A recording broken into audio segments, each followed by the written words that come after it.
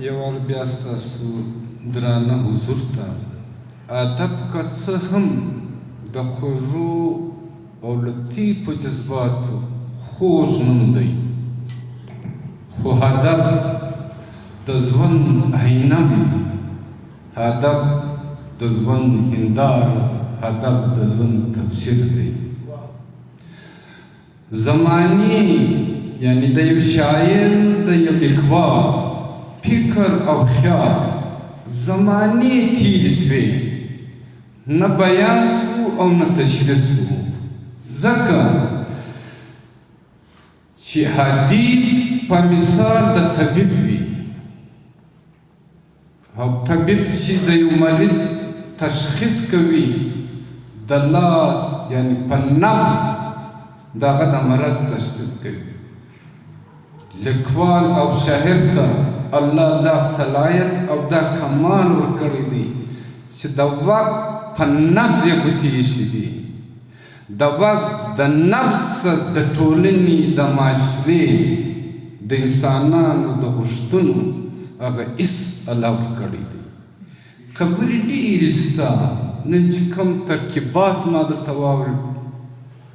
او کوم تشبیهات و کومې استعارې وې، نه زماسې الفاظ نه زده. یقینا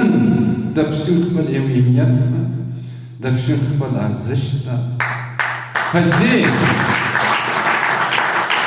چې پښتانه چې کوم د 5.5 زره کاله خبره کوي، د پټې خزانې خبره کوي. پټه خزانه د پښتون په ښار د علامه عبدالعلي اخندزاده په لاس تللې راغله ده.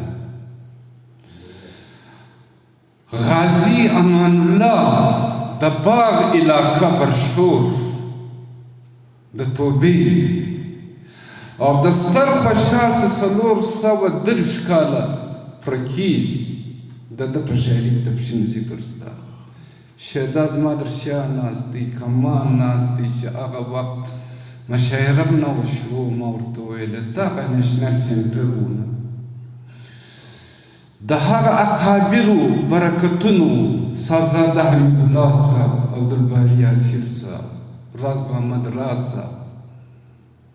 دا هغه خلک وو چې د دوی په برکت موږ هغه خلک ولیدو چې نومونه مې لیدلي وو، اورېدلي وو، لیدلي مې نه وو. او بیا دغه سلسله ده د کمال ملګرو په مخه اخیستې ده. آفرین ورته وایم، شاباس ورته وایم، الفاظ مستره سره څه ووایم بل ده. اوس به دا ووایم د تیمورشاه کمال په اجازه، فضل سوري صاحب په اجازه، رایاب صاحب، شهدا صاحب او ستاسو د ټولو په اجازه چې اور په کور د پښتون بل دی سوځي سوځي، اور په کور د پښتون بل دی سوځي سوځي، پېښور دی که کابل دی سوځي سوځي، اور په کور د پښتون بل دی سوځي سوځي، پېښور دی که کابل دی سوځي سوځي. نن چې اور شهزاده چیرې چیرې بل دی، نن چې اور شهزاده چیرې چیرې بل دی، خوار پښتون پکې اول دی سوځي سوځي. او بیا ستاسو په اجازه به دا ووایم چې مرګه تا هم لکه یار یمه ير کړی،